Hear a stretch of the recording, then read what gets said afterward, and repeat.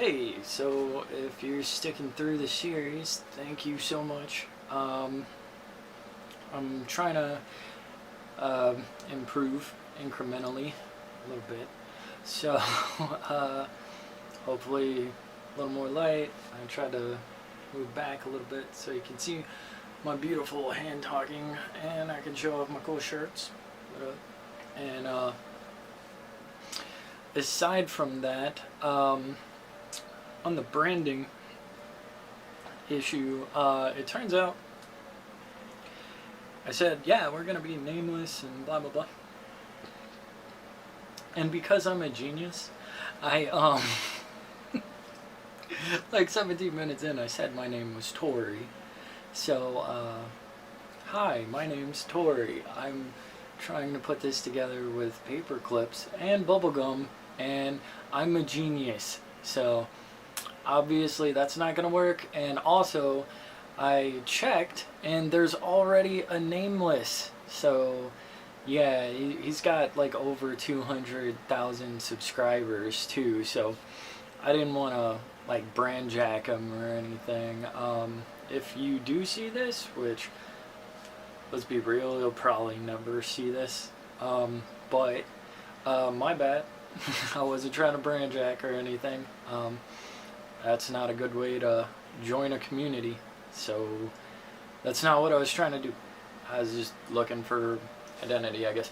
So we were talking, and by we, I largely mean I was talking to myself. And I decided on Tori Torrential, because who doesn't like a little alliteration?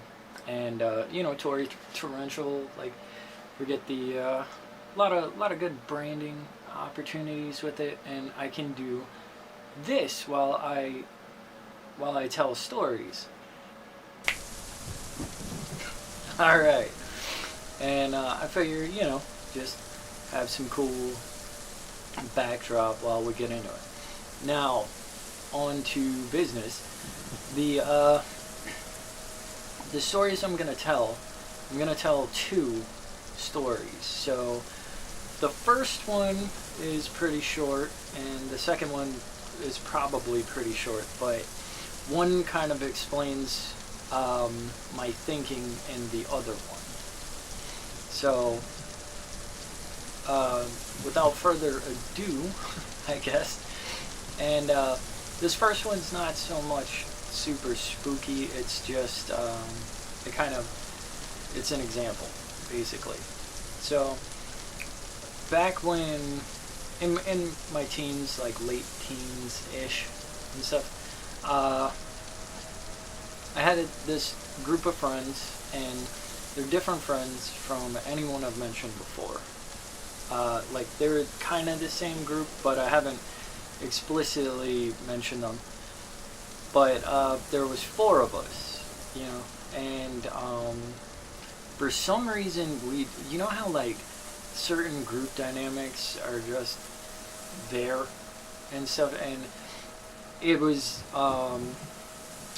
kind of weird because like whenever we'd hang out, like things would happen, like it was always a sense of adventure, and we'd get in little scrapes, and we just had like the right mix of personalities and stuff, and like weird things would occur, essentially, like just all sorts of stuff, like weird people would show up and weird events would happen, and this is just one example of that happening, because during the second story, some weird stuff happens. So yeah, basically we found out after a while, because we'd all been good friends for a long time. I'm actually still friends with, well, one of them. The other two, we're still friendly, we just lost touch, and if y'all see this and you're the other two, like, hit me up, we're still homies. But anyway, we weren't necessarily like mystical or anything. we were all open-minded, but we weren't like those kids, you know, like, oh, I'm gonna put a spell on whoever. You know, like some people really get into that stuff, and some people are just kind of mystical adjacent or whatever. And we were definitely the second. And on top of that, we figured out it was about 2 years in that I was a fire sign. Obviously, if you know anything about people, I'm a fire sign. I'm like pretty much the stereotype. Like if you looked up, that's me.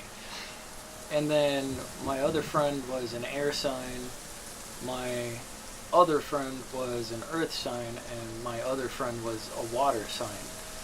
So, unbeknownst to us, we had basically assembled a full elemental group. And I think part of the reason why like iffy stuff happened, like I don't know that that's specifically the reason, but it's something, you know. And enough iffy stuff happened, and it's important to know I'm not one of those people. Like I'm actually, some people would call me a skeptic. You know, like mystical stuff doesn't just always happen to me, and I'm not like, you know, trying to attribute false positives all the time. But every once in a while, something that's truly hard to explain happens.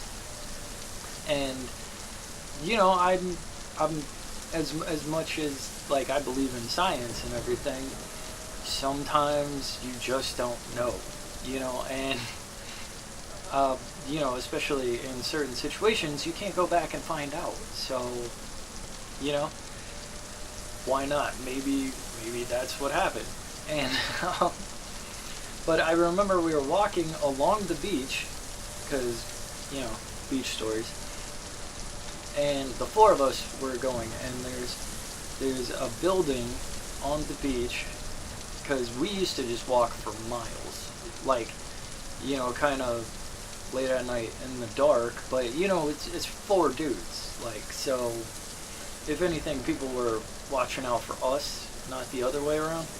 Not that we'd ever do anything, you know, because we were just literally enjoying nature and getting some fresh air and, you know, being young and enjoying it. Like, we were all having fun and nobody knew, you know, like, we were just hanging out and being good friends, you know. And we'd talk and that kind of stuff. Well, we're going, and there's a super like haunted place by the beach that we're walking by, and well, we're not quite there yet. We're like 2 blocks away ish, and we're talking about you know, like spooky places around the beach and how it's kind of a spooky night. And one of my friends is like, well, you know, we could stop by and that's, you know, the haunted place. And it might have been me, but I think it was my other friend, was like, man, you know, fuck the... And immediately when he said that, the entire like 4 blocks that we could see blacked out. And I mean on cue, like it was like, man, you know, boom, no power, pitch black, right?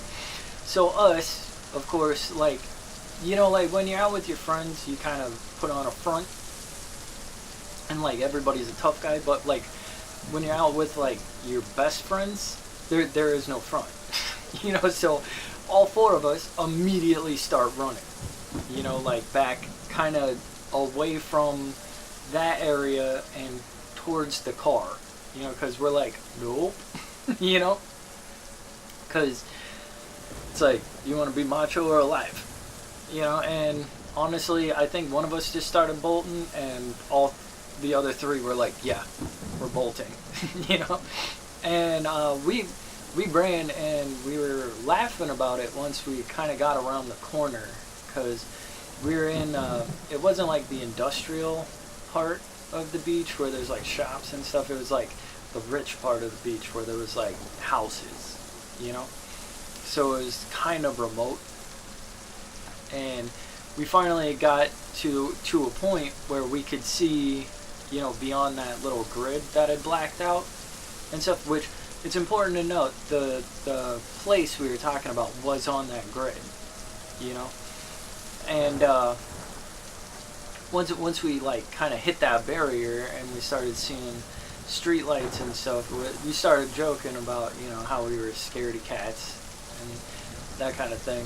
And pretty much just what I said, you know, like a bunch of us is like, yeah, I'm not even ashamed of running.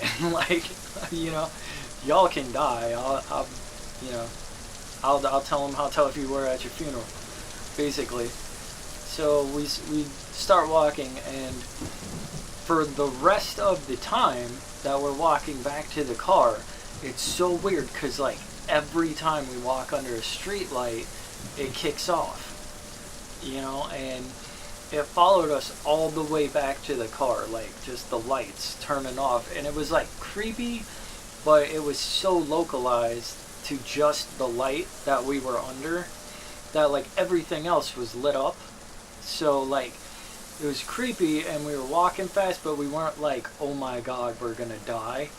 But it really felt like maybe something hurt us, and then was like, now I have to mess with them, you know? So to give you an idea, like that's the kind of stuff that would happen, you know, when we hang out. And that's actually the whole first story. I know it's not exactly a blockbuster, but that was one of those things, like, I literally couldn't explain it, because, like, the localized blackout, sure, maybe that's a coincidence, but each one going off in sequence like that, because we even changed the pace we were walking in case it was, like, timed, and it was just, like, a cascading thing.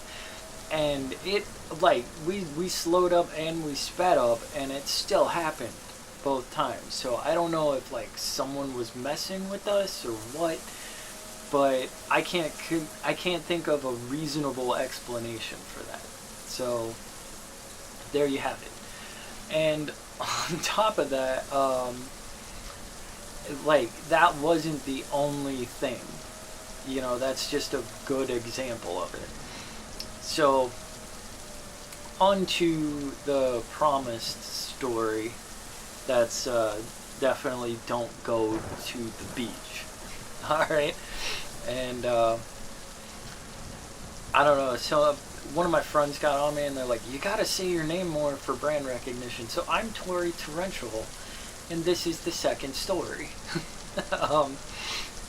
Yeah. So, the same group of 4 guys that I had mentioned, you know, who we really were kind of like band of brothers close for a little while, and it's really nice. I actually really missed that. But you know, the one still is a really good friend of mine. Like, I'd take a bullet for him and vice versa.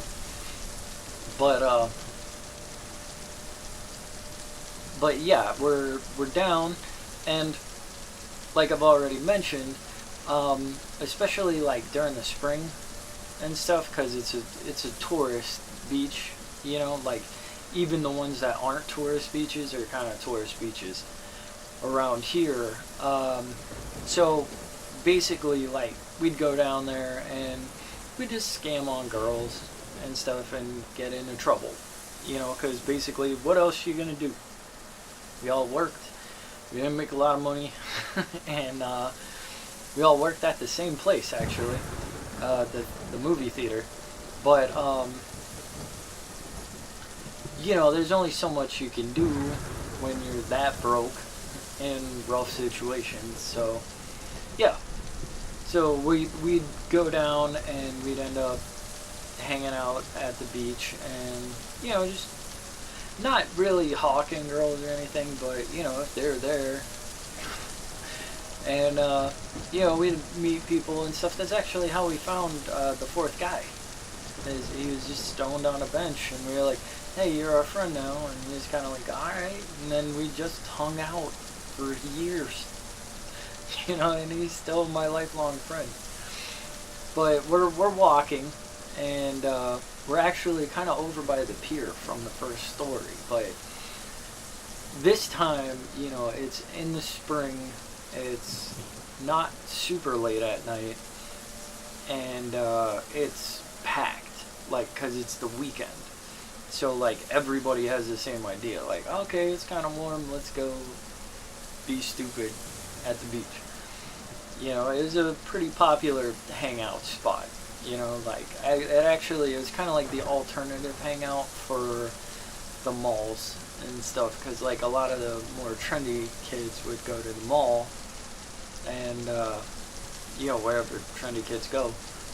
And then a lot more of us alt kids, we were the spooky beach kids, you know.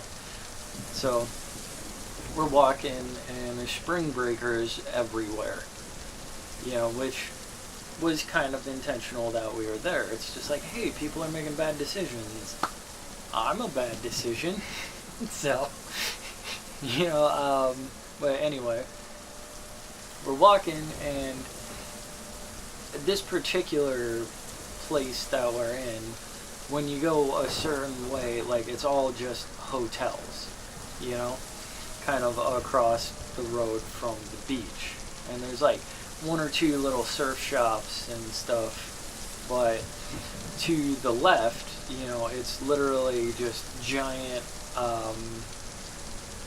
you know, like balconies, rows of them and stuff. So we're walking and people are partying and whatever, and we see, like, there's a couple of girls out on a balcony, you know, and there's more than one set or whatever, but they're kind of like looking at us, and they're like, you know, the one girl's like, hey, come up, because I was wearing something pretty distinctive at the time, because they tried to ban trench coats, and I never wore a trench coat, but they tried to ban them after the Columbine thing, and a bunch of my, like, more goth alternative friends were pretty distraught about it. And I read the wording of the rules, and I actually went to a supply store and I bought a lab coat. I actually still have the lab coat in the other room. Maybe I'll wear it for one video so you'll be like, oh, that's the lab coat. But I got it and I covered it in, like, band patches and stuff, so it was kind of like punk rock, and I started wearing my lab coat to school, you know, kind of in protest of them severely messing with a bunch of my friends who were already going through stuff like sense of self by, like, taking away, because a lot of them, you know, they, like, identified with their trench coats and stuff, and they were just trying to hide their bodies and, you know, awkward, and yeah, they screwed them. That was not the way to handle that, so I kind of dunked on them. But then after that, for a long time, you know, I had kind of blue hair or blue bangs at the time, and I was wearing a lab coat with patches all over it, and I stuck out a little bit, you know, like I had mismatched Converse on and whatever, because while the guys I was with, like, were all, like, rockers and whatever, like, I was always kind of the rainbow in the group, like, not, you know, I'm straight, but, like, I like bright colors, you know. I got it from my mom. She's a big fan of really bright clothing and whatever, and I kind of countered the counterculture, so, like, you see a bunch of dudes in black, and then me in, like, a bright orange Trix Rabbit shirt, you know, and, like, my mismatched Converse, just being like, hey, what's up, you know. So she's like, you know, like, you in the lab coat, da-da-da, you know. So I look, because obviously there's probably only one, and they're like, come up, and it's, like, a pretty cute girl. Like, she's, like, 50, 60 feet away, but she looks like she's built pretty well, and, you know, it's like her and, like, this other girl, and they're in bathing suits, and they're, like, bouncing around to, like, music we can't hear, and they're, like, flagging us up, you know. So I'm like, alright, I'm going, you know. and maybe he was more in tune or something. But I'm just gonna call them by their elements, because why not? And so air and water are both like, I got a feeling we're gonna go hang out over there, and like, cause there's like a little, there's a lot of like tourist stuff, so there's a lot of spots that just have like swings or whatever, like benches. So they were gonna go to like this little playground thing and just, sit around and be cool or whatever. So me and Earth though, cause Earth was like kind of informally my like best friend and stuff. We actually, yeah, it's a long story, but yeah, he was down for me, and we end up going, and we decide like, all right, we're doing this, and there's a fire escape, kind of not like a fire escape, but like an actual stairwell, but it looks kind of like a fire escape because it's just metal, but it was on the outside, so you didn't even have to go through the hotel to get to the room, so we're like, all right, but the way it is, the balconies are facing the beach, so you have to go around the building, to like get back. So we're walking up these steps, and it's making like that little clank clank clank sound while we're going, and for some reason the sound's bothering me, like it just sounds hollow or something. Like it's like, how you hear something so many times and then you like really hear it and stuff. And I think maybe that was me starting to freak out a little bit without like knowing it. But we're going, because they're up on the 4th floor. There's like 5 or 6, but we have like 40 steps to go up. So we're going, and I start like just slowing up a little bit as I'm walking, and the higher I get, like the slower I'm kind of going. And there's a thing, like when you've been friends for years and like you spend a lot of time together, you kind of get in this step with what's going on.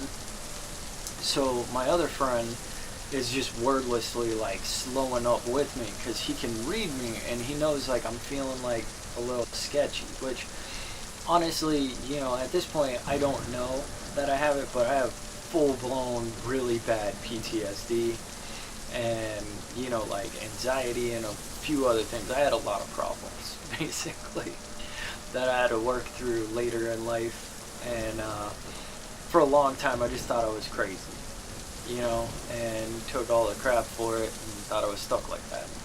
But I made a lot of progress since, so we're getting there.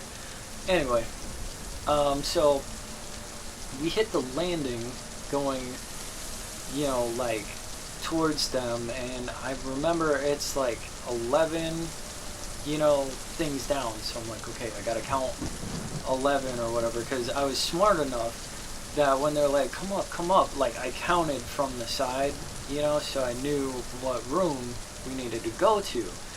But again, it's like, it's hard to explain. It felt kind of like the light receded a little bit, and I'm almost at like a creep, like I don't stop, but I'm like barely moving, and when I'm moving it's kind of like a ninja, like just super slow, and like to the point where it would be really comical, and if someone was like, what the hell are you doing, like I wouldn't have been able to defend it.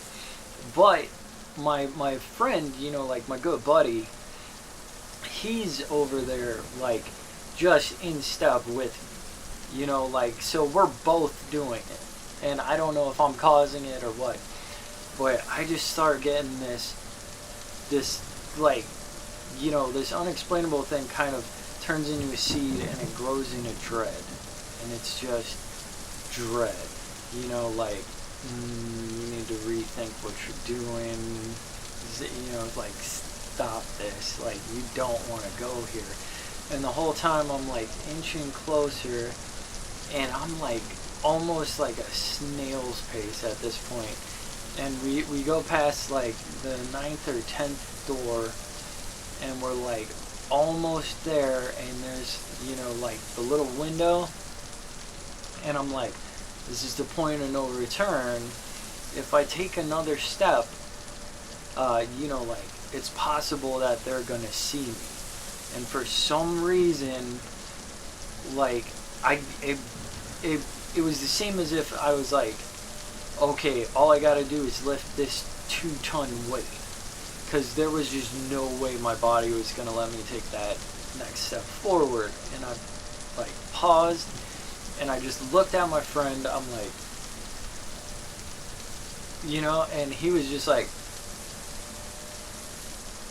you know, like, because I guess he was feeling it too. So he's like, yeah, let's go, let's get the hell out of here. And like, we just paused. We didn't immediately run or take off or anything. And while we were standing there is just this god awful, way too loud, like, thump, and I mean like violent, like just, you know, up against the door of the room that we were gonna go into, you know. And I mean, like, you heard like the crack and then like a thud afterwards, you know. So, you know, like, it's like something hit it and then fell. And all I know, because we didn't go forward to check out anything, is right after that, a bunch of blood starts coming out from underneath the door. And I mean, like, a pool of it, just, you know, like, starts spreading. And me and my friend were actually present enough that we don't immediately start running because we don't want to make noise. So we kind of just immediately and like start like hurry walking but quiet, you know. And once we hit that stairwell, you know, where we're about 10 rooms away, we just shoot down, you know, and we're like, screw this. And I try to walk around, you know, to see like in the lobby, and I look in the lobby and there's nobody there. Like, there's normally, you know, someone standing behind the counter or whatever, and there's nobody there. So I'm like, crap. And we ring this bell, you know, like, well, it wasn't a bell. Like,